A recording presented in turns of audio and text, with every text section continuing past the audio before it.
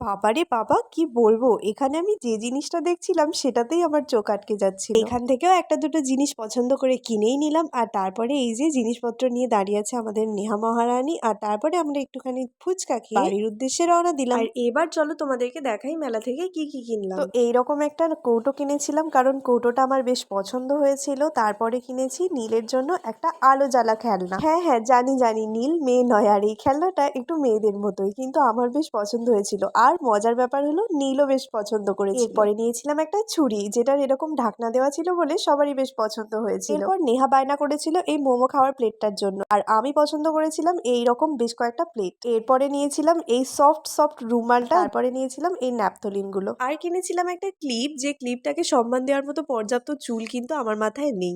আর তারপরে নেহা কিনেছিল এখানে একটা রাবার ব্যান্ড আর এই যে একটা হেয়ার বো আর নিয়েছিল একটা ক্ল্যাচার। আর নেওয়া হয়েছিল এরকম কিউট কিউট দুটো চামচ।